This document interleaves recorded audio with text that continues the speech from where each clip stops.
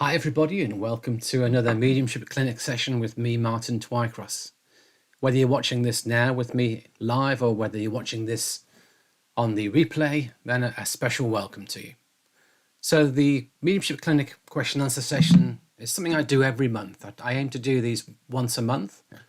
It's an opportunity for you to ask any questions you like of me, within reason, of course, absolutely within reason, because there are some questions I probably can't answer, but certainly if it's about mediumship, if it's about development, if it's about spiritualism or related topics, I'm happy to give it a go. And if I don't know the answer, I will just tell you so. So welcome, Omar. Good to see you. If you are joining, please feel free to pop your names in the chat box. And the way it works is if you put a question in the chat box, I will work through them in systematic order, one at a time.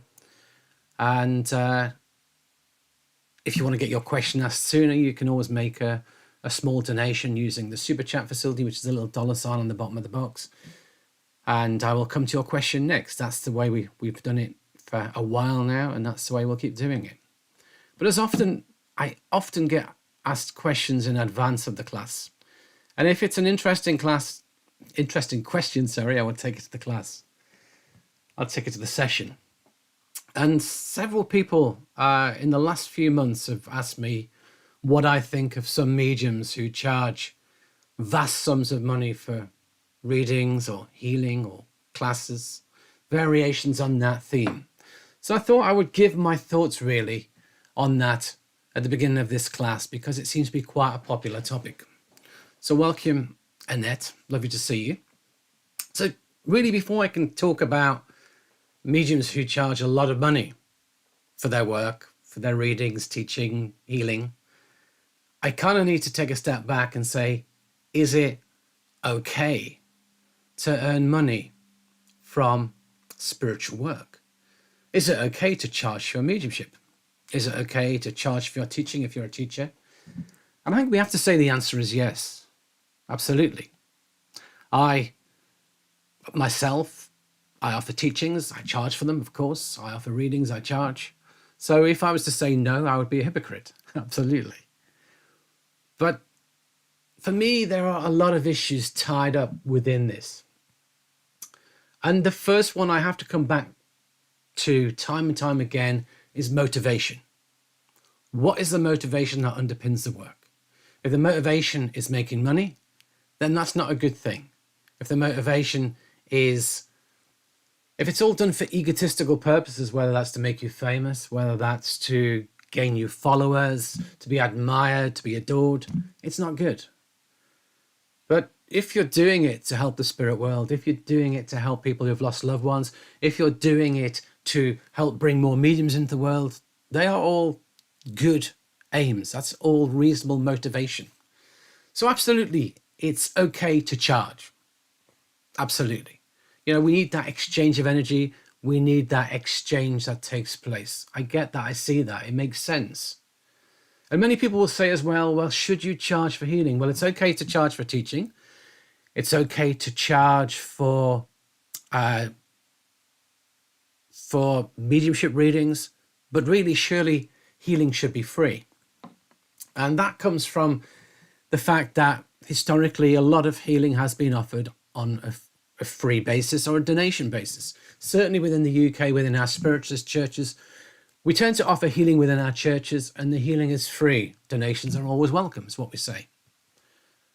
But if you're doing healing as a career, if you're doing it, it's all your time. If you're like a healer who's working 40 hours a week doing healing, if you didn't get anything other than donations, you may not be able to cover your rent, your mortgage, your bills. You may not be able to live.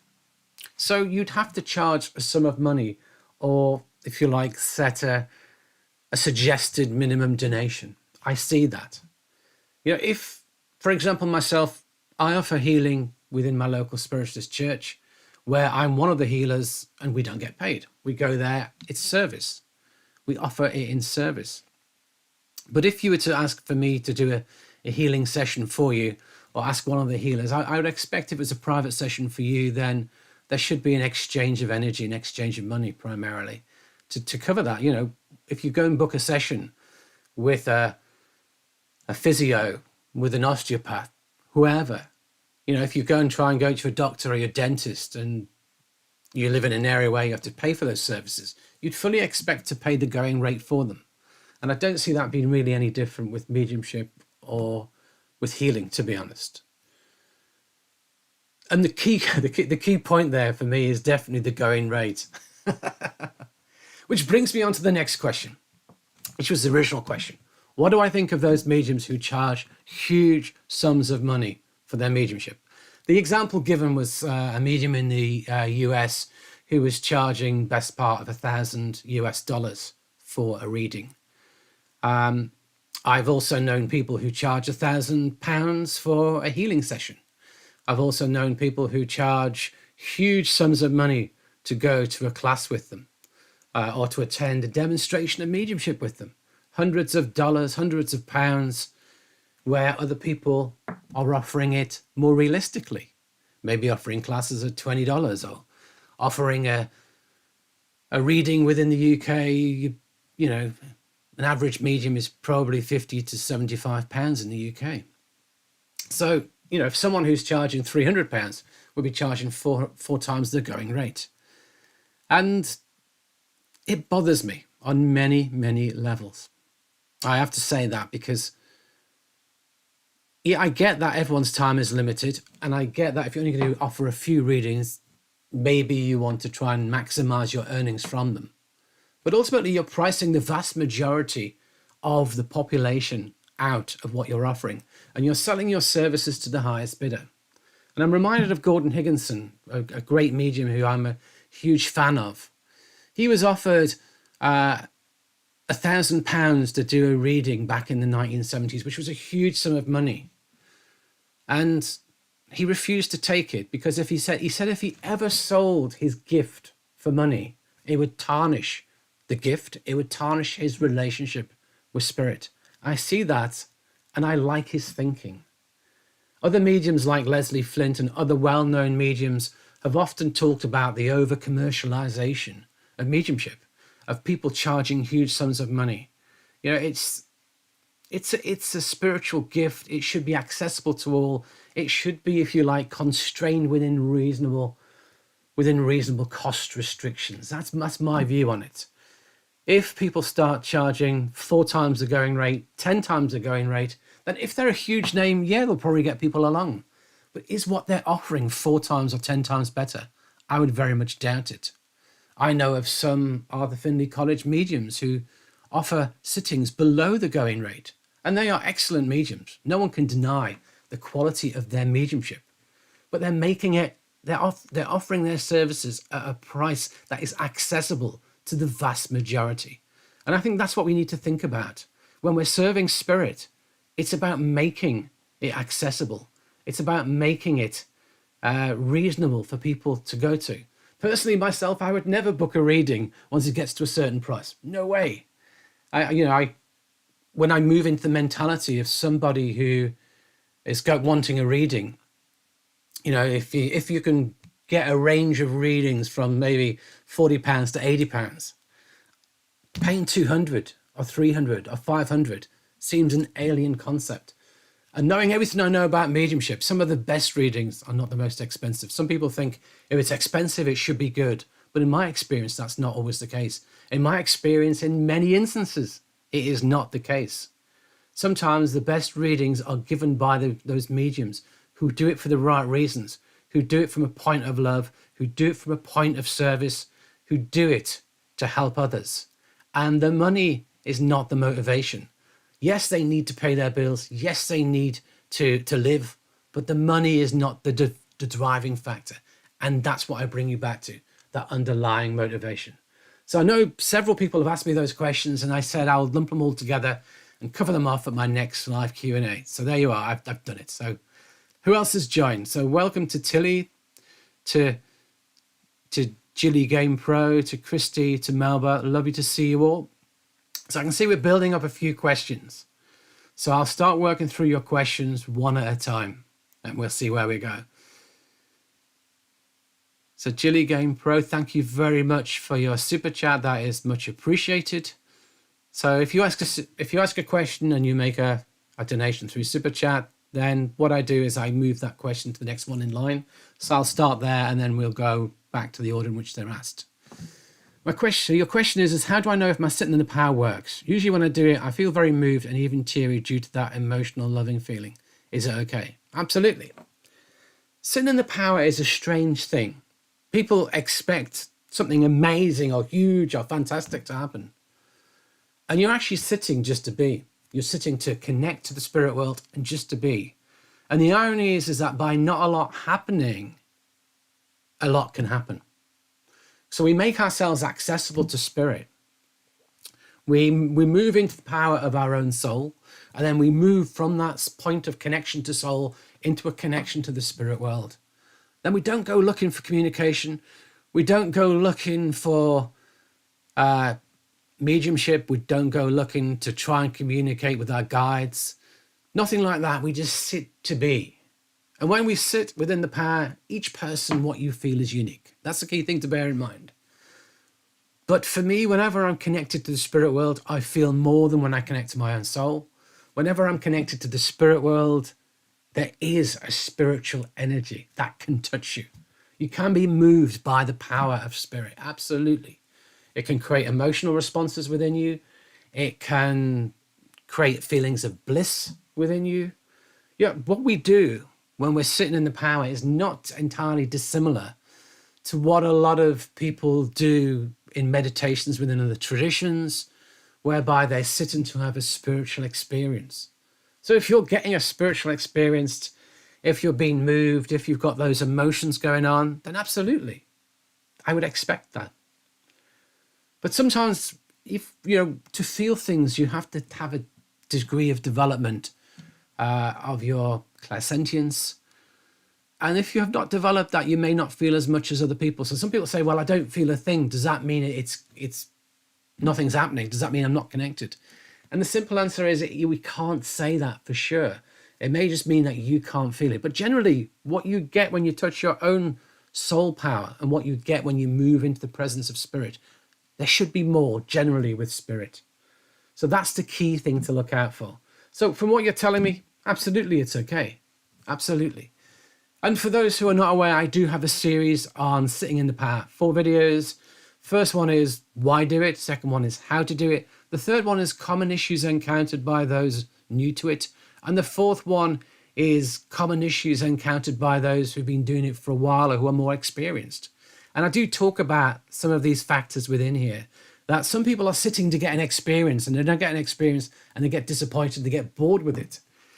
Other people, they're not really sure what's happening. It is forever changing. And what you get is unique to you. The experience you get when you sit will change over time. Absolutely. All of those things are part and parcel on it. For sure. Absolutely. So also as well, I have as another video in there, which was obviously there's a video which is a short version of sitting in the power. And there's another video in there, which is why sitting in the power is vitally important. It's a much longer one. Sitting in the power, the key to unfoldment. I highly recommend you watch all those videos on sitting in the power. If you want to know more about sitting in the power, you can of course, have a look at one of my courses. If you look at course Meditation and Sitting for Spirit, that's 4 2-hour classes. And within there, we do 2 different versions of sitting in the power. We also have a meditation to sit for spiritual development. And we also have a meditation there to get to know your guides. So there's quite a lot in there, as well as 4 2-hour classes on meditation and sitting for spirit and all the detail, if that interests you. So I hope I've covered that off for you. So Melba, thank you very much for your super chat donation. It is gratefully received. So let me have a look at your question, Melba. I believe that trance can help us with our evidential mediumship. Thoughts? So, because you do trance, does that mean you'll be a good evidential medium? And the answer is that the skill is not transferable. That's my point. If you're an excellent healer, does it mean you're an excellent medium? And again, the skill is not transferable. Yes, you're going to have a relationship with the spirit world. Yes, you're going to have a connection to the spirit world. but the mechanics is different. This is what I'm trying to get at. So the mechanics of healing is very different from the mechanics of doing evidential mediumship, doing sit-ins and platform mediumship. Platform mediumship is a very active, energized process where we make the connection to spirit, we hold the connection to spirit, we find the information from spirit, we relay the information from spirit, we manage the process. When we're doing healing, we make a connection to our patient, we make a connection to the spirit world, and we allow a flow of energy from spirit through us. But at that point, we just surrender. At that point, once, if you like, we've connected the patient, we connected to spirit, then we just allow what needs to come to come. When we learn to do trance, we're trying to surrender and get ourselves out of the way. We're trying to move our mind out of the way. We allow spirit to come forward to blend with our mind, and we quieten our mind, and we want to get to a point in an altered state where spirit are able to keep a hold on our mind, and then we allow them to communicate through us. That is trance. Again, it's a process that is very passive. There's nothing active involved. When I'm doing trance, I'm not trying to do anything. I'm allowing spirit to blend. I'm allowing spirit to work with me. I'm allowing spirit to speak through me. I'm allowing them to bring the thoughts, the words, and I'm seeking to not get involved. I'm seeking to not control it, not manage it, just move my mind to the side to allow it to happen. Some people say it's like we go into a different room. You're hearing what's being said, but you're not particularly interested. I like that metaphor. It's quite an interesting metaphor. Most people are aware to some degree of what's taking place in trance. So, can trance help your evidential mediumship? Well, if you look at the development of mediumship, generally we develop evidential mediumship first, and then generally trance is down the line. I'd say very few people develop trance first before evidential mediumship. It's possible, absolutely. People who've done healing can move into the trance area and not be evidential mediums, absolutely. So, but for many people, you're going to develop evidential mediumship first. But how does trance help your evidential mediumship? Well, really, all you learn to do is to surrender, to let whatever comes flow through you. So if you've reached a point in your evidential mediumship where you're able to get evidence, you're able to connect with spirit, you're able to hold those links and routinely work with it, then the surrender process and letting it flow through you will be the benefit. The connecting to spirit, you'll have a better relationship with spirit. You'll be better able to connect and surrender to that connection. However, downfalls, pitfalls, people who do trance are too passive. People who do trance expect spirit to do everything, and it doesn't happen. And they get irritated and upset when it doesn't work the same way as trance. Well, I connected to spirit, but nothing was happening. No, you were not looking to get the information and relay it. You were thinking that spirit was somehow going to talk through you, and they're not. So there's an issue there for sure. If you try and use the same mechanic of going passive, it will impact and hurt evidential mediumship. You've got to get energized. You've got to get active. We always say that when a medium works, it's like a hyperactive, hyper-energized version of themselves. That's what you're looking for. You're looking to get really excited and energized and come to life. You know, people who know me in real life, outside of me on platform, people who really know me as a person, I'm quite a shy person. I'm quite a quiet person. I'm not naturally someone who's in your face. I'm not naturally someone who's on a platform, and that's my element. I can do it when I'm doing mediumship because the reason we're doing it is such a powerful reason. And people see me on the platform and it's like, wow, you're like a completely different person to how I know you behind the scenes. And it's like, yeah. But when I move into that power, into that energy, I get hyperactive, I get hyper energized, I get so excited. And that is in the energy. We speak faster, we move more, we do more hand movements. Absolutely. So if you're doing trance, in trance, you're seeking to do nothing. In trance, if I'm in trance, my eyes are shut and I barely move. And all that happens is my voice. I speak, except spirit are controlling, hopefully, the words and thoughts that are coming forwards. You can never truly remove the mind of the medium. We seek to diminish it. But you can never truly remove it. But the point is, that can be a challenge for people. Now, when you're sitting in trance as well, you get to know your guides. But are those guides the ones who help your mediumship? And I would argue, no. The guides who help you with trance are there to help you with trance. The guides who help you with healing are there to help with healing.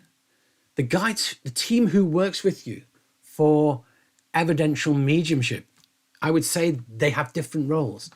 Could there be some overlap? Yes, but not a huge amount. So generally, I perceive that those who work with me to do trance, to do inspirational work, are not the same guides who work with me when I'm working on a platform. So yes, there's a deeper relationship with my guides through trance. Yes, I know much more about my guides through trance, but it doesn't translate to them being the people who are creating the conditions needed and managing the process that takes place with mediumship, in my view. If you want to know a lot more about guides and how they work in the process and my understanding and my view, I will be launching my next course. It's going to start now in August, and it will be 4 sessions, and it will be all about guides and helpers. I haven't finalized the title, but the working title is Understanding Guides and Helpers, getting to know your guides and helpers. That's kind of the working title. So I hope that explains it. You know, if you are developing trance, develop trance for the benefit and the beauty of trance. Develop trance for what you can get through trance in terms of the beautiful spiritual teachings. Trance healing is another reason to develop it. Even trance clairvoyance is quite profound, but I don't know many who do that very well. But don't do it with the expectation that it will make your mediumship leaps and bounds better. Because to be honest, the best thing that will make your mediumship leaps and bounds better is developing your mediumship. The best thing that will make your trance better is developing your trance.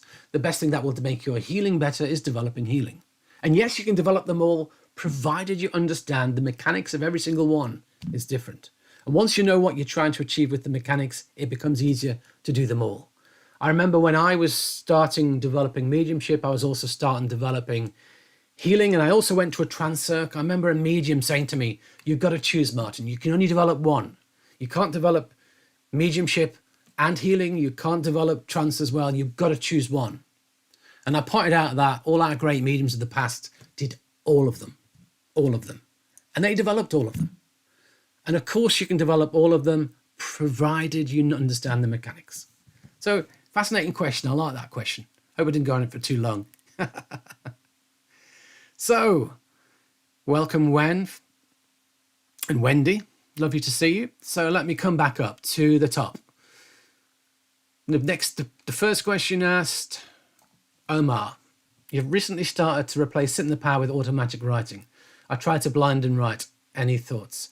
Well, automatic writing, again, is what it's a sliding scale. When we're working with spirit and we're working with guides from the spirit world, it's a sliding scale from being inspired with a thought or a word to being inspired with more words to getting a flow where you can actually have a flow that comes through you consciously, to a flow that comes through you without you being aware of it, to the point where you get a flow through you that you are completely unaware of. Some people say automatic writing is the latter one, where you have no awareness of it. But a lot of people use automatic writing to mean inspirational writing. And again, the best way to learn to do inspirational writing is to try. So, of course, you move into that state of attunement. It is a little bit like sitting in power, but you're sitting and blending with spirit. You're inviting them to bring inspiration through you. In the early stages, we might say, speak to us of whatever that word is or that theme is you want, and allow it to flow through. Allow it to come. Sometimes you'll get thoughts in your mind and you will clothe those thoughts in words over time. We're looking for it to come through in a pure, unadulterated form where the words actually are surfacing or just coming out as we're writing. Sometimes you're writing, you're going, wow, what is this I'm writing? And you're reading it almost as you're writing it. It's quite amazing. So yeah, so it's a great thing to do. I highly recommend you do that if you have an interest in it. It's a very good way to get to know your guides. It's a very good way to receive inspiration from them. So again, in my course on Understanding Guides and Helpers, Get to Know Guides and Helpers, we will be talking about using the tools of inspirational writing, the tools of inspirational speaking, how to do them well, different exercises you can do to work with it. So hopefully that might be of interest. So yeah, interesting, good. Tilly, when's your next class? Well, I offer these monthly live question and answers on YouTube every month. Do I know when the next one is? The next one's going to be on the 23rd of July, if that's the question you're answering. But if you're asking when's my next live class where you can come and be taught, it is the guides classes, the guides course that I will be doing. And that one will start on, let me tell you the start date. The start date for that is the 20th of August. That's the start date. 20th of August, if you want to put that in your diary. I'm going on holiday soon, so at the beginning of July, I will be launching it, putting it up on my webpage if you're interested in signing up for it. But if you go looking for it before I get back from holiday, you won't find it. I mentioned that in case you're overly excited. Okay, what's the next question? Christy would like to say hello. Always seem to miss your monthly Q&A. So blessed to have caught you live. I'm glad you can join us. It's always a pleasure to do these classes, and if people can join live, it's wonderful.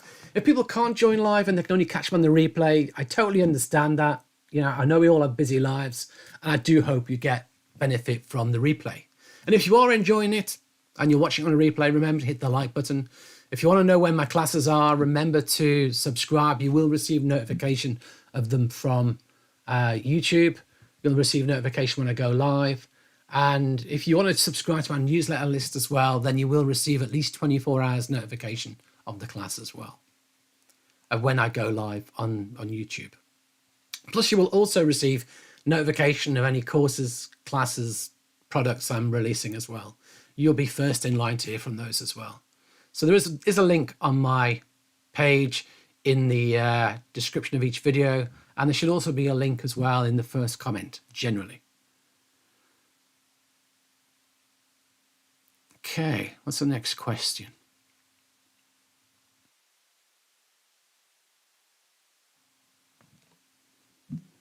Okay, when you're doing mediumship development training, your teacher says you should not practice too much. What do you recommend on a weekly basis? Thank you, you are just great. Thank you very much. So how much practice is too much practice? That's the question. First point is, will more practice develop you quicker? That's an interesting point. I guess it's, I'll try and draw you a graph.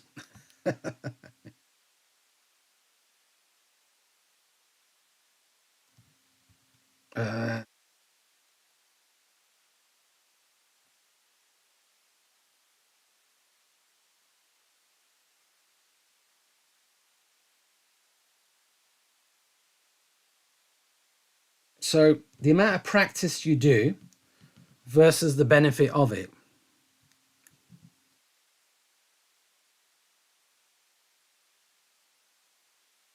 I've drawn a little graph here. So that's benefit up the side. This is the amount of practice on the bottom. So the more practice you do will help you to a point, and then you'll hit a plateau. And if you do too much, it can actually start to have a bit of a negative effect. Some other people may argue that really what will happen is you just hit a plateau and you won't move forward from it. But I actually personally believe too much practice can actually harm your development. So, if you only do 3 workshops or 3 circles a year, it's not enough. It really isn't enough. You need to do more. So back when I started training, we didn't have online stuff. You had to go in person. Generally, people would go to 2 or 3 monthly circles. And most people develop reasonably well through that. Weekly is fine as well. No problem with that. Now, I think, like, for me,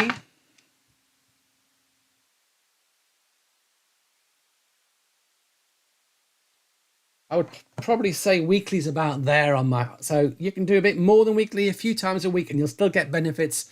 But if you start doing it daily, classes daily, you're probably doing too much. If you start doing multiple classes daily, then again, it's going to get in the way of your life. And the problem you've got as well is who you're having the teaching with, the ideas you get, the ideas you're exposed to, do they conflict? So we've got to hit a point whereby, you've got to get to a point whereby it's got to be a balance in your life as well. In the early stages, it's very addictive. Learning mediumship is so exciting. It's so addictive. We want to be doing it all the time. Now, I get that when we go to a course like at the Arthur Findlay College or wherever, if you're on a week's course, you are immersed in it. I get that. And that's meant to be. But we're not meant to be like that outside of that course.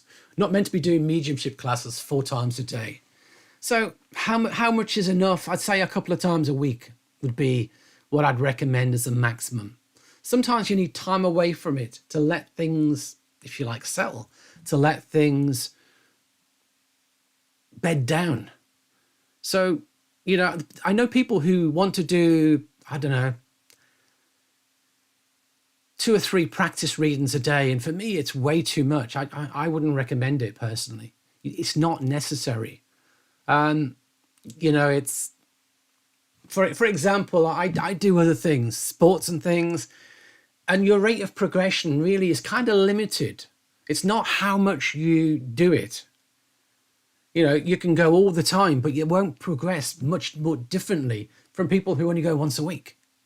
Because the lessons you're learning have to bed in, the ideas, the techniques have to bed in. If you just keep doing lots of it, quantity is not always the same as quality. So on one level, I agree with your teacher that you shouldn't practice too much. Certainly, you can do something weekly. Absolutely. You can do something twice a week. Absolutely. Even 3 times a week, I'm not going to be too upset by. But daily is pushing it. If you're going to be trying to do practice readings and try to set a target of doing 4 a day, you're doing too many, way too many. And I don't think you'll develop any quicker, is my feeling. So I hope that helps answer the question. But, other people may listen to this and be screaming at their screen saying, no, you've got it wrong. But again, we've all got to go off our own knowledge, our own understanding. And that's kind of where I am at the moment. If you'd asked me in the past, I may have said something different. And we're always forever changing. What I tell you now may change in a year's time. We're always changing. But in my experience, the key thing behind developing is commitment. The key thing behind development is showing up regularly. Don't do it in fits and starts. Don't go mad and then pull away from it for 6 months or a year and then do a bit more and go mad and do it regularly, then pull away again. That will hurt you. Whereas doing a little bit but regularly, doing once a month is better than doing it in those bursts. Doing it a few times a month is better still. Doing it weekly, yeah, great. But don't then pull away from it for a year and expect things to work brilliantly. Now, okay, life has a habit of pulling us away. That's different. If something comes up in your life that pulls you away, well, we just got to go with it. But certainly, I always say it's the hare and the tortoise. The tortoise always wins in development. The hare who keeps doing little bursts won't. And there are no shortcuts. That's the other thing. There are no shortcuts. So I do have a series on mediumship development, one of which is called How Long Does It Take to Develop Mediumship? Highly recommend you check that one out. So hopefully that makes sense. Okay, good. Christy, how do you know which area you should go with? And I'm assuming that was in relation to what I was talking about earlier in terms of mediumship, healing, trance, inspiration. I would say the area to go with is what you feel drawn to, is what you feel inspired to develop. There's no point developing something that doesn't interest you because it's not going to help you. You're not going to be committed to it in the long term if it doesn't interest you. And if you try it out and you don't seem to have a great deal of ability for it. For example, I've tried various different things over the years. Spirit art. I tried it without great results. So I never really put any effort into developing spirit art because that didn't seem to be something that in that moment was right. When I first started my development, I went to a trance circle, but I wasn't seeing great results. I parked it up. But later on, I had a real passion for wanting to develop it. And that's when we come back to it. When we feel from within that it's something we need to do. Let that guide you. Absolutely.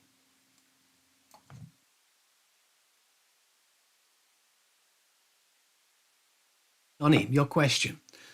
My lovely dad passed last year and I tried talking to him daily, but I don't really feel him or his presence or get any signs like flickering lights.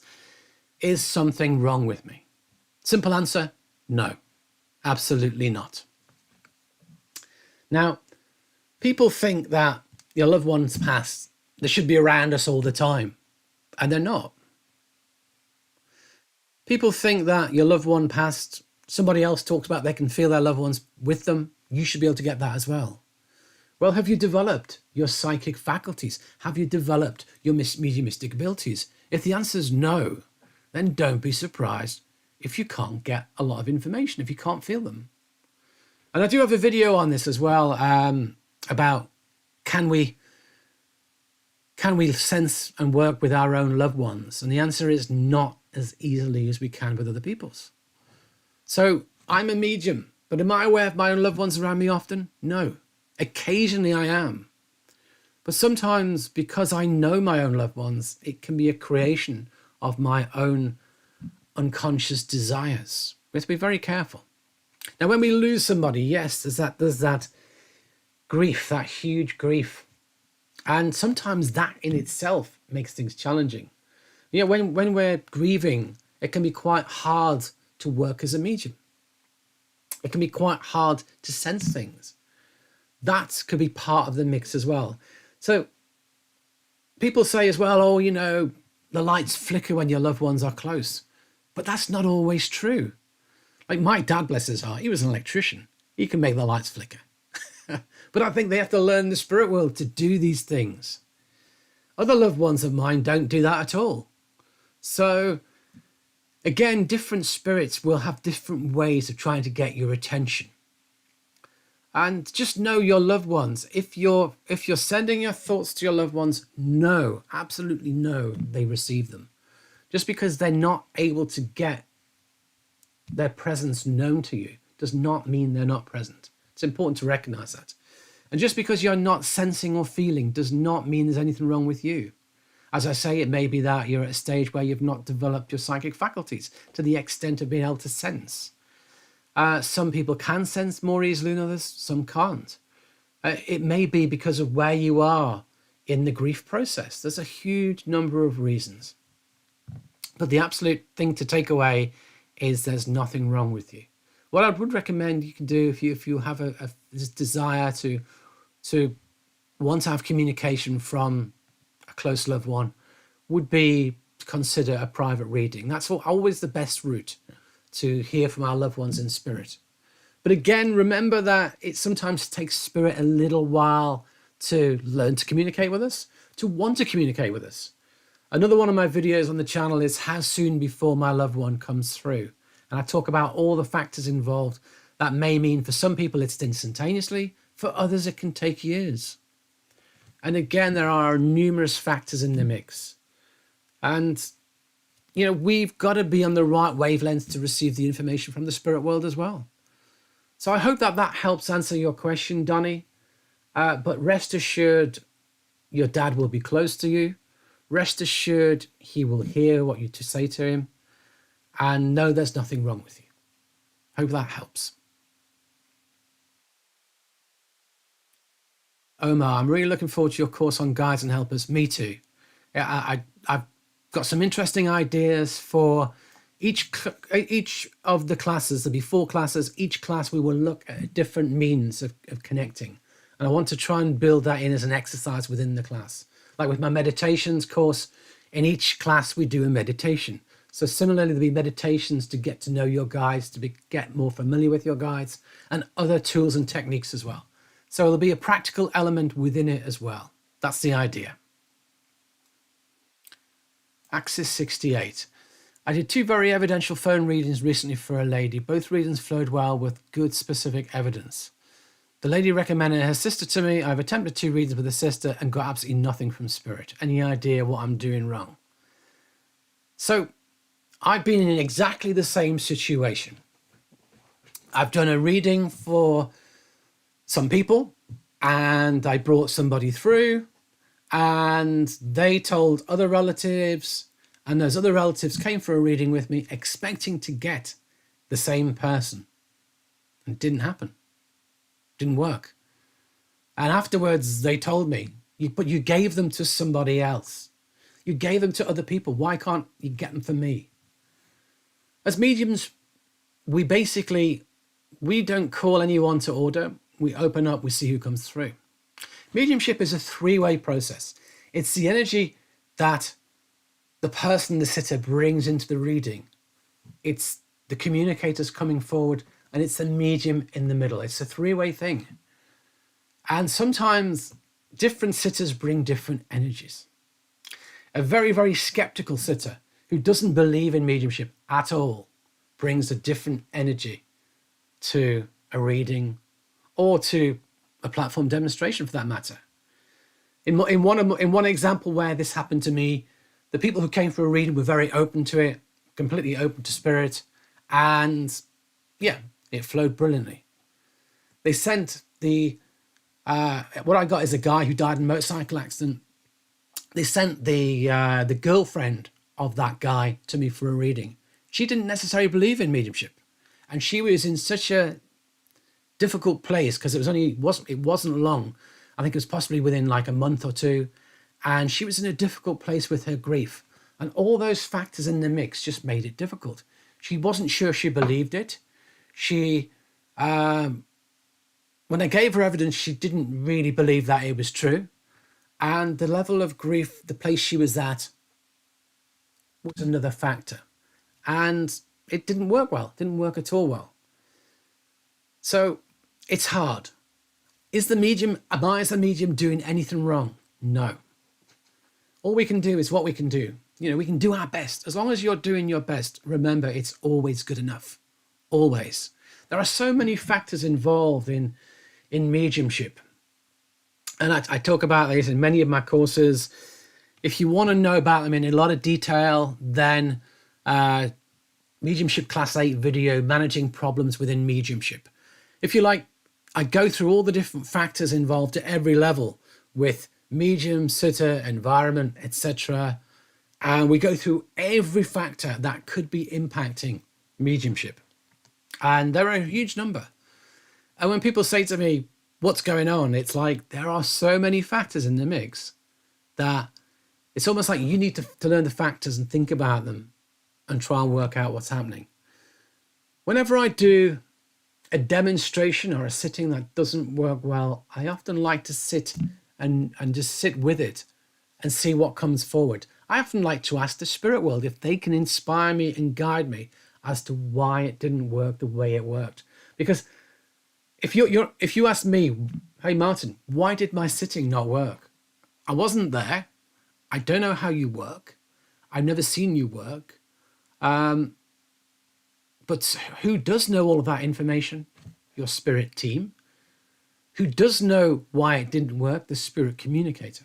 So if you can reconnect with the spirit communicator, reconnect with your spirit team, and sit quietly and invite them to see if they can inspire you with, is there anything you could do differently? Can they give you insights into why it may not have worked as well as it could? That's where you'll get your best answers for sure. So I hope that helps in some way. But definitely I recommend doing that. I know mediums taught me that that's a really good way of doing it. I remember Mavis Patilla teaching me that that's something you should do. If a reading doesn't work, go back and ask spirit. They're best place to help you. Be careful of giving other people power over your mediumship because they're not there in the room with you. Yes, someone on a course with you can watch how you work and probably give you some pretty good insights. But ultimately, we need to seek the answers ourselves from within and from spirit. That's what I think. But of course, teachers and tutors can give you a great deal of benefit as well. I'm not saying don't do that. I'm saying use all of the tools at your disposal. So hopefully that helps. But recognize it's nothing you're doing wrong. Recognize it's just the way it is. And if you do enough readings, those sorts of things will happen.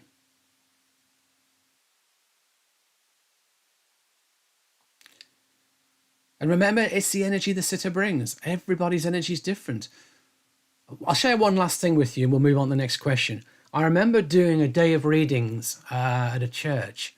And I remember a lot of the other mediums, they were unable to work for some of the sitters. And I remember thinking that until that point in time, that had never happened to me. Now, wasn't my ego coming up saying, hey, I'm great, that never happens to me. I was just intrigued that had never happened to me. And I was kind of like trying to figure out, well, why would that be? And my very next reading, I couldn't get a thing. Couldn't work for the person. The person was the most lovely person, open to spirit, open to mediumship. And it's just like, I was questioning, why does this happen? And spirit goes, bang, there's a lesson for you, Martin. We'll show you. It can happen to anybody at any time. Never judge anybody. Never look at anybody and say, oh, well, maybe they're not doing it right. No, never judge anybody.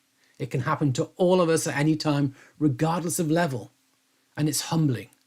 So again, we shouldn't try and say that person is doing anything wrong.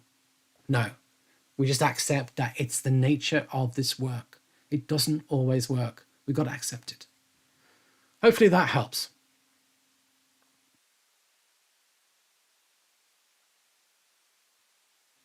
Tilly will be looking forward to it. Have fun on your holiday. I presume that's the course on guides and helpers that you're looking forward to, but whatever it is, it's great.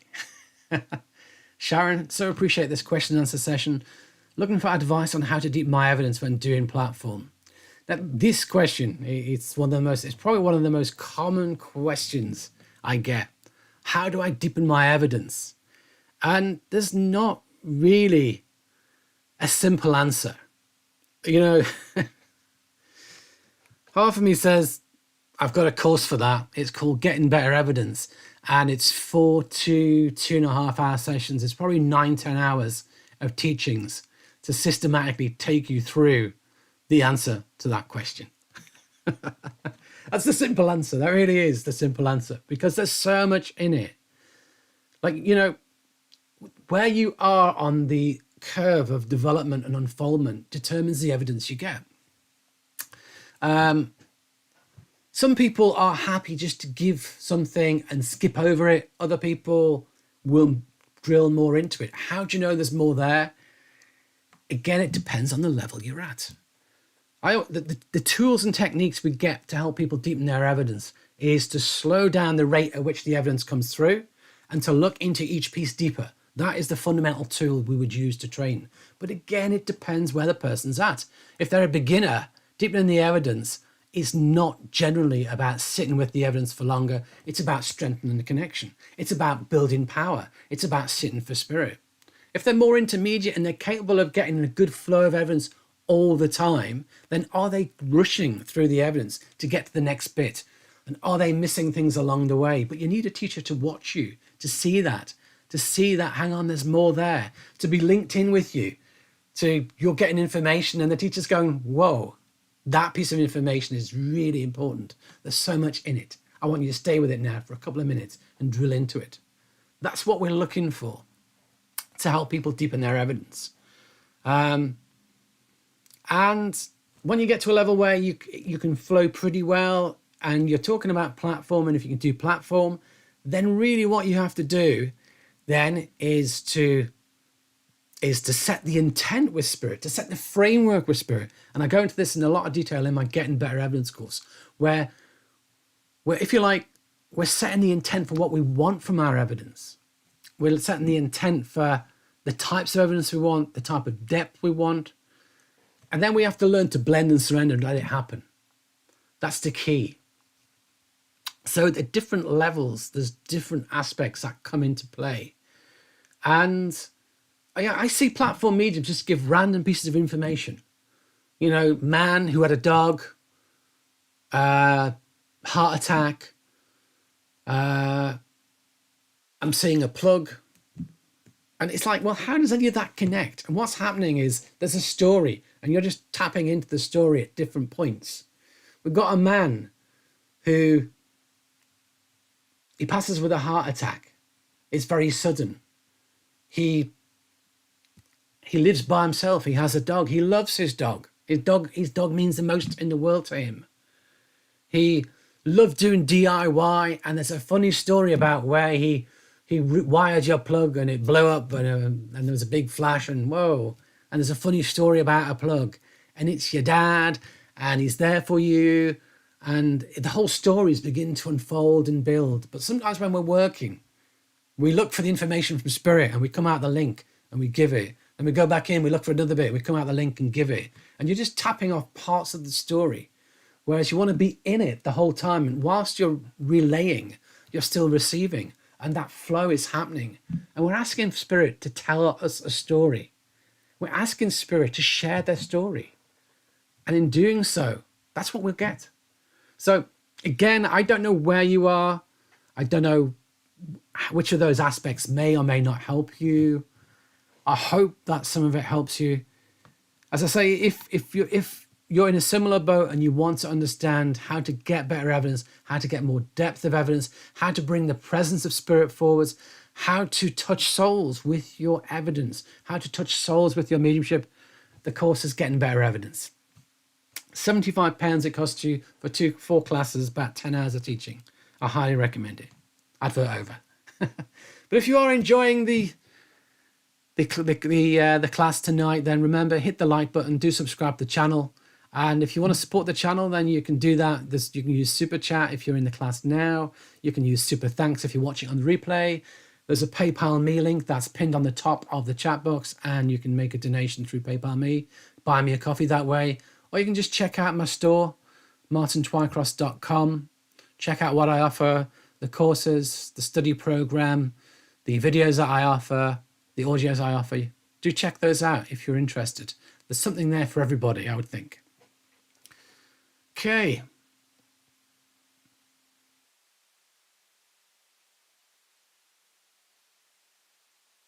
When 2 to 3 times a reading a week sounds good to me. Yeah, I think that's reasonable. Absolutely. Donnie, thank you. You're welcome. Christy, what's the difference between trance and channeling? A very hard question to answer for me, I'm afraid, Christy, because I'm in the UK. In the UK, we don't really have channeling. We have inspirational speaking, and then we have trance mediumship. And somewhere in a halfway house for me between that lies most channeling. Channeling is a very big thing in the States, I think. It's there's a lot of people on YouTube do a bit of channeling.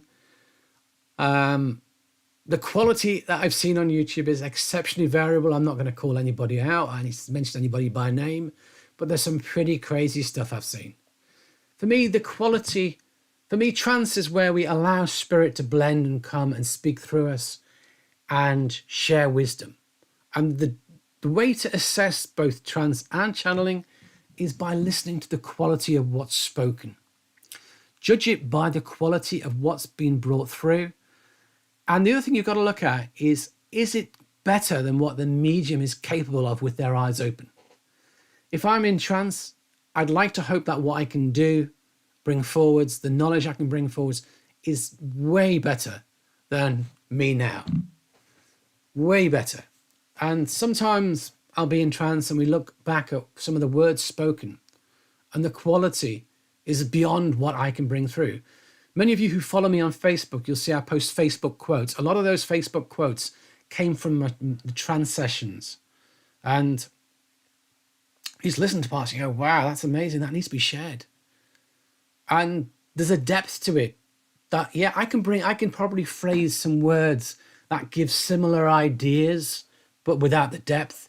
But sometimes what spirit brings is profound, and the way they phrase it is profound, and there's a depth there. And that's what we're looking for with either trance or channeling.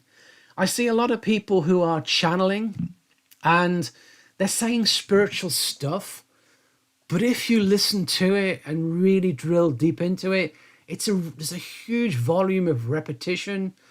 And a lot of people, it's like what you'd expect a spiritual person to say, or they have a kind of an idea, a mindset, and it's just all within that mindset. There's never anything new or different angles or different depth, and there should be. So the difference between trance and channeling for me, generally channeling is not as deep. Channeling is more of an inspirational speaking type of energy. Trance hopefully should be deeper, should be more of spirit, less of the medium. I often see a lot of the medium in some of the channeling as well. I often see not much of spirit at all in some of the channeling when it's really bad, if I'm honest. But I shouldn't go there, should I? No.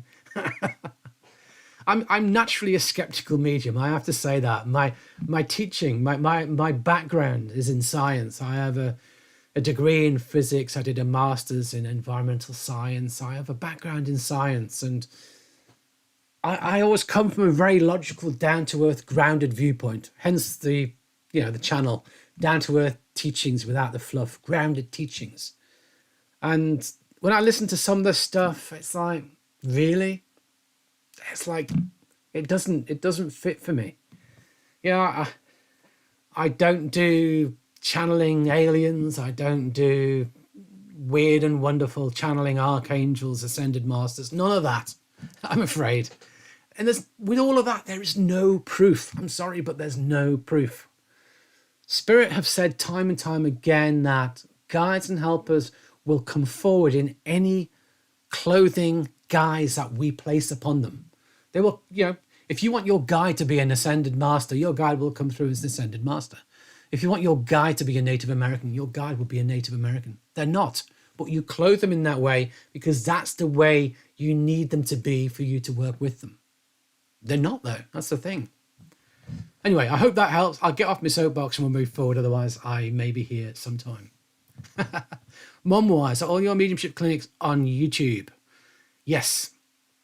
So the live Q&As, I do them in YouTube. The recording is kept. It's available on my channel. How YouTube structure them has changed. You now have to click onto the live section to be able to find all the replays. They don't appear in the main feeds. In the past, when you went on my channel and looked at videos, they'd be interspersed throughout. Now they're all on a live page. But they're there. If you would like to see them, they're all there. Susan, is your spirit guide class going to be live? Yes, it will be.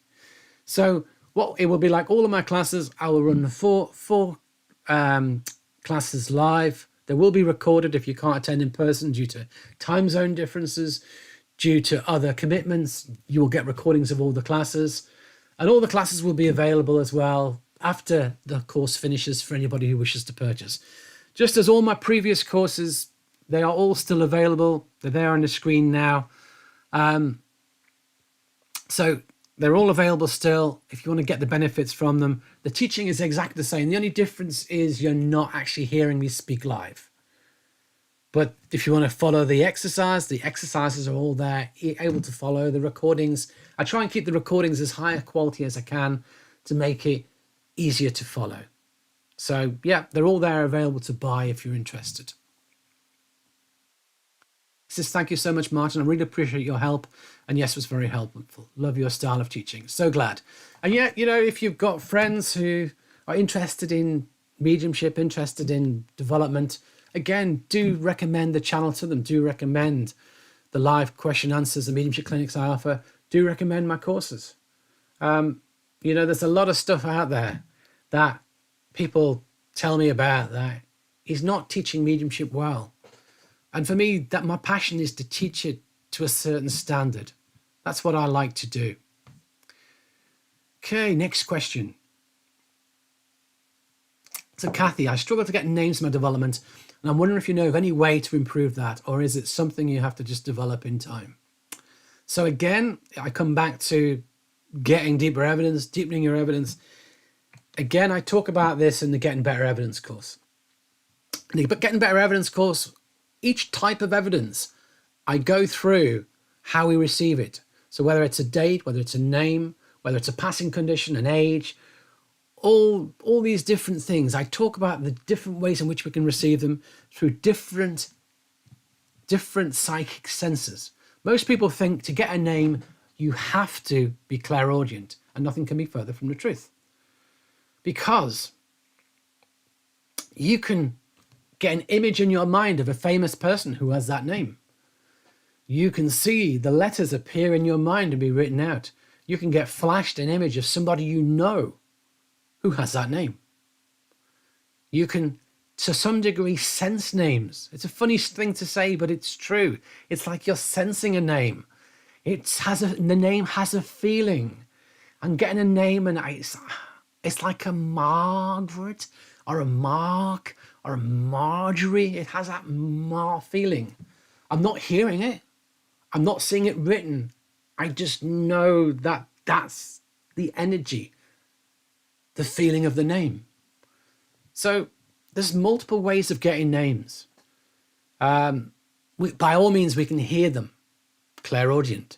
We can have them appear in our mind, what I call clair-knowing. We can see them written out.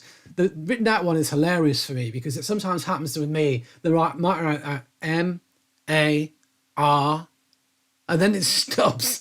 And it's like, okay. So is it a Margaret? Is it a Marjorie? Is it a Mark? Is it a Martin? Is it a Martina? Is it a Marie? Is it a Mary? There are a multitude of names, and you've only got the first 3 letters, and it's like, okay, there's a name that begins with M-A-R, but I'm not sure what it is, but it's significant, yes. But it's not our job to get it. If you like, the energy was used to create that. We get so far, and then it stops.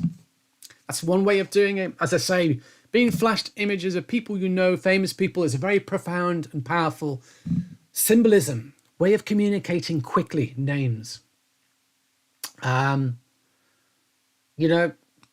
them written out is quite hard generally. But like, for example, there have been people who were postmen, and they imagine an envelope, and on the envelope is written out the name and the address, and they can give it, and it's right. Because that's their job, is looking at names and addresses. And, it's a tool, a technique they've got, and it can be used. So there are a multitude of ways of doing it, but again, it's depending on where you are in your development. We have to learn to blend and surrender. We shouldn't go chasing names in the moment. We should set the intent you'd like names, but then don't look.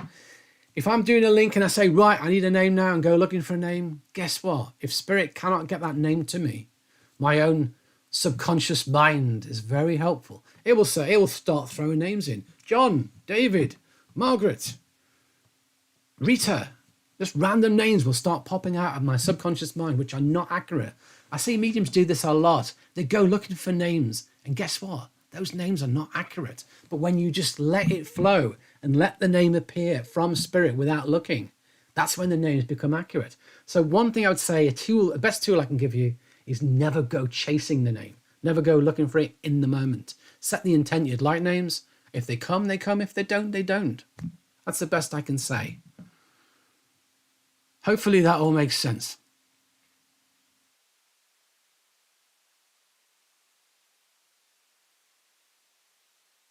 But over time, you may get them more. But there's no guarantees with any of these things. Wendy, I recently bought Module 1 on Mediumship, and I'd like to say thank you for answering so many questions that I've been asking for years and no one has been able to answer. But I thank you, Wendy, for saying that. For those who don't know, with the modules, let me just show you an example. The study program, it has 4 modules. So we'll take Module 1 as an example. You'll see on screen that there are 5 classes in Module 1, Spiritual Development, Psychic Development, Class 1, Class 2, Class 3. And you get those 5 classes as the videos, and you get 5 tutorials. And in the tutorials, I probably answer about 30 questions on each class. And what I did was, people were given, when we first did this, people had access to the classes. They sent me all their questions in advance, and I compiled all the questions up. And so generally you're getting about 30 questions per class. And so because of that, there's a lot of depth to the study program, that there's a lot of questions people ask in there. And so obviously, Wendy, a lot of those questions are probably questions you've thought of. And yeah, I do my best to try and cover off them all. And similarly, in this class, I'm happy to answer any questions anyone's got. That's the aim of the classes. So if you do want to know a lot of information, the study program gives a lot. In some areas, I have to admit, like some of these courses here go into more depth. If you like, my My study program is my core teaching, and these courses drill deeper in certain places. For example, Confident Medium drills deeper on confidence. Great Mediums of the Past looks at the qualities of mediums of the past and what made them great and what we can learn from them. Spiritual self-development, the clues in the title, it's all about developing you, spiritualizing you, and living more spiritually. Now, I touch upon that in class 1 of the first class in module 1 is spiritual self-development. But that's maybe an hour and 3/4, 2 hours. Whereas this is a whole course of 10 hours, which goes into a lot more detail, more tools. Similarly, meditation, Sitting for Spirit drills into that topic. Fundamentals of Mediumship, now that is almost identical to what's offered on the modules, on the study program. So there's no need to purchase that one if you have the study program. Getting Better Evidence, again, goes into much more depth on evidence. Better Private Readings, again, drills deeper. Better Platform Mediumship drills deeper. So that's the idea, if you like. I have my videos, which is, if you just want to sample a certain topic, that's the best starting point. Then we have the study program. The study program is based on those videos and adds those tutorials that goes into more depth, gives practical suggestions for working with it. And then the courses drill deeper. The courses take certain aspects and just drill a lot deeper. So that's what I offer in a nutshell. Okay, next question. Epiphany. Hello, how do you relax your mind when you blend with spirit? Yes, you do. What we want to do is we want to quieten our mind. What we're looking for when we're blended with the spirit world is we want to receive information from spirit, but get our mind out of it. Move our mind out of the way, quieten it down, so that any information that comes in my mind, I know is from spirit, not from my own monkey mind, not from my own thoughts or my subconscious or my imagination. The way we learn to quieten the mind is through meditation. The best meditation for doing that is sitting in the power. Again, I have a playlist on Sit in the Power for those interested. Do check it out. I do offer Sit in the Power as an audio, and it's class 2 is Building Power, Sitting for Spirit. It's also a part of module 1, and there's also a whole course on meditation, Sitting for Spirit, should any of that interest you. But Sitting in the Power is the tool you need. Meditation and Sitting for Spirit is a tool you need to learn to relax the mind. So when we're doing mediumship, we're getting energized, we're connecting to the spirit world, but we're learning to quieten the mind. So whatever we get in our mind, we know is from the spirit world. So, but we don't want to relax and go into a passive state like a meditation. It's an energized, active state, remember. We get excited. It's a very excited thing. And we are working a little bit. We have to use both the subconscious mind, which is receiving information, and the conscious mind, which is comprehending it, relaying it, sorting it out with the sitter or the audience, and working backwards and forwards. That's key. So I hope that makes sense to you. But learning to relax the mind, we'll have to learn to meditate and learn to quieten the monkey mind. That will help the most. Sharon, thank you, Martin. Exactly what I was looking for. Understand slowing down, staying the link and touching that soul-to-soul connection. Thank you. You're very welcome. Christy, thank you, Martin. I was told yesterday that would be a good trance medium, but Googling today, I was getting a lot of US sites writing about channeling. Trance teachings are oldest forms. So the thing about all these things, someone may have potentials for trance, potentials for all sorts of things. It takes time, effort, dedication to develop them. Trance is not developed in an instant. Good trance mediumship takes years, really years, probably a decade to develop good trance mediumship. It's a slower process to develop than evidential mediumship. You've got to be willing to commit to it and stay with it. But it is a very beautiful thing. It really is. I love healing. I love trance. I love evidential mediumship. I like it all. It's all wonderful stuff. But where can you get good teachings on trance? It's hard. It is hard. So I do in my study program, the last module, Healing, Inspiration and Trance. Some of the videos on trance. There's a one on trance mediumship, a one on trance healing, working with spirit inspiration, which is moving through. So there's one on guides and helpers. You need to know your guides and helpers to do trance. Then we need to learn to do inspiration. Then we move through to the trance state. So I will be touching upon a lot of this as well in the course on guides and helpers. The course on guides and helpers will go into a lot more detail on practical tools and giving you meditations as well to help blend with your guides. and to get more information and understanding. It will also be, I'll also use a lot of the teachings I've got from my own guides, of which there are lots. Lots. I'll be pulling that in. So you're going to get a lot of spirit-inspired information there as well. But then once I do this course on guides and helpers, my next course after that will actually be on trance mediumship, developing trance mediumship. And we'll also touch as well on physical mediumship. I'm not personally a physical medium, but I have a pretty good understanding of it. I understand generally how it's developed, so I'll be giving that teaching as well. And as detailed as I can give it. As always, I never hold anything back. If I know it, I will offer it in service in love, if it helps you. Okay, next question. Where are we? Melba, I've learned a lot with your classes and keep me grounded. Lol. Wonderful. I'm so pleased. I'm so glad you get lots from it. Susan, thank you. You need to go. That's perfectly fine. Gordon, how can I improve my confidence when doing mediumship? Now this is again, it's a very simple question to ask. It's a really easy question to ask. I have a whole course on the confident medium, 4 classes, 2 hours plus each. And within that, we look at big picture confidence. Are you confident in everyday life? Do you have confidence issues? Or are those confidence issues more in specific areas? Or is it just your mediumship? Or is it just triggers within mediumship when people say no to you? Is it when you think it's not working and it all starts to collapse? And, oh no, it's not working. And the self-talk starts coming in and the whole thing folds in. And there are numerous tools and techniques we can use as well that I go into in that course in great detail. Through visualizations, through positive self-talk, through affirmations, through understanding triggers and learning a different response to those triggers, to understanding how your mind works so you can set yourself up for success. It's hard to give you a simple answer to how to become confident.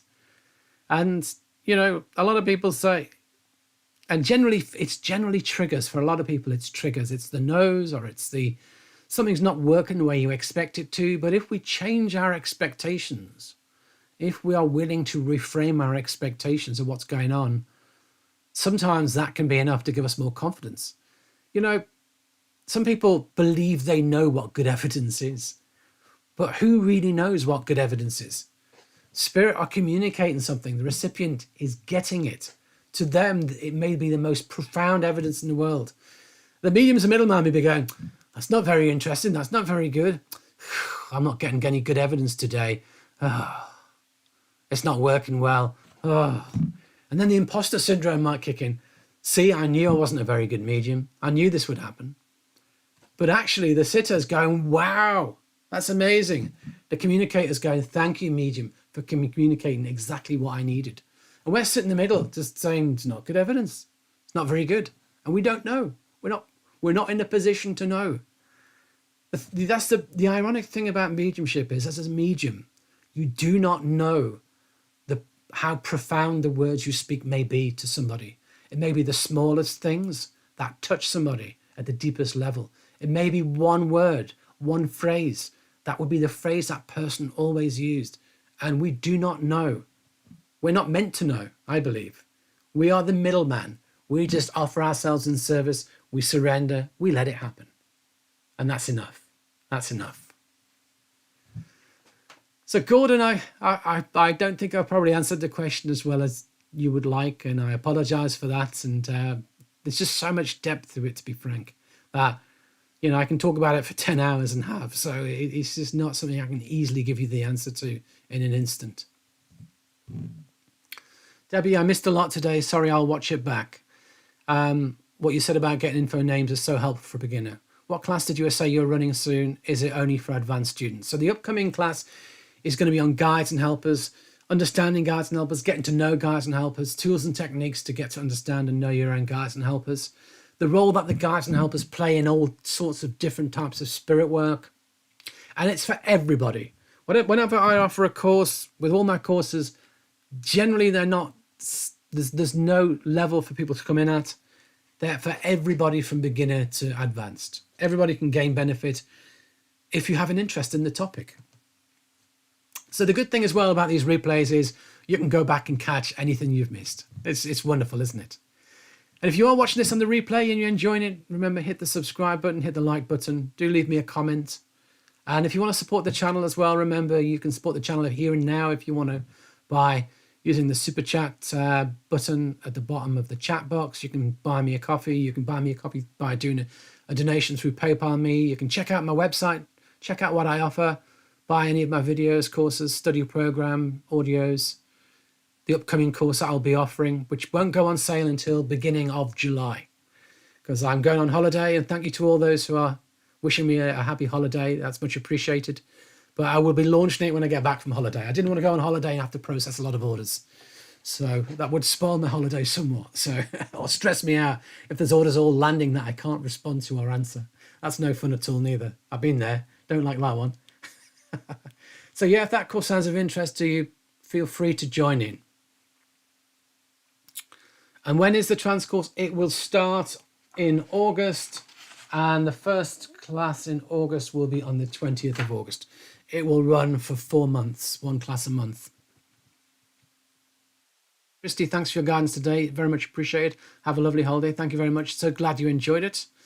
Wow, the course sounds great. I hope so. And Gordon, thanks. Really appreciate the answer. I'm glad. You know, people ask me questions, and I just know I can't really give you like the answer you probably would expect, because there's so much depth to it. And like, if anybody ever talks to me about confidence, it's about pinpointing where the confidence issue lies. Is it something that's been there all their life, and it's confidence in multiple areas of their life? It's a big picture issue in their life. Is it confidence in one specific area, or are there confidence triggers that create the problem? You know, for some people, it's hearing a no, just whoosh, flattens their confidence. And with mediumship, you've got to understand that you're always going to get no's, but no is just a piece of information. No doesn't mean you're a lousy medium. Some people think, someone says no to you, it's like, you're good, no good as a medium. That's what no means. And of course, the answer is not. It's a piece of information. It's like a yes, it's like a no, it's like a don't know. They are just pieces of information. Do not give it too much weight. Do not allow it to become something it's not. Do not catastrophize it. We talk about catastrophizing, where you, I've got to know, it's not working. I'm no good as a medium. I knew it would always go like this. And all you've done it's just cascaded from being something like a piece of information for you to work with, into you've magnified it through self-talk, through your own thought processes. In that situation, we need to learn to control those thought processes. We need to change our thinking to get the results we need.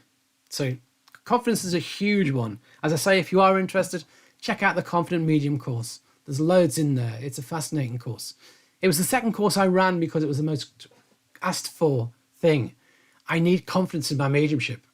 And there's also a meditation at the end of the course as well that many people have listened to that said have really, really helped them with their confidence. At some stage, I intend to put a bigger meditation on confidence out with much more in it to help, but I must add that to my to-do list. I keep meaning to do that. So yeah, so in the absence of any more questions, I think we've probably done a reasonable stint today. We've got through quite a lot. So thanks to everyone who joined in the class today. Thanks to everyone who asked a question. Without your questions, I'd have a hard job doing a mediumship clinic question answer session. If you didn't get a question answered, feel free to submit it for a future class. Feel free to bring your questions along to the next Q&A class. But yep, thanks everyone for coming. I really hope you've enjoyed it. Hope you got lots from it. I look forward to seeing you all again in the next one. Bye for now. Take care.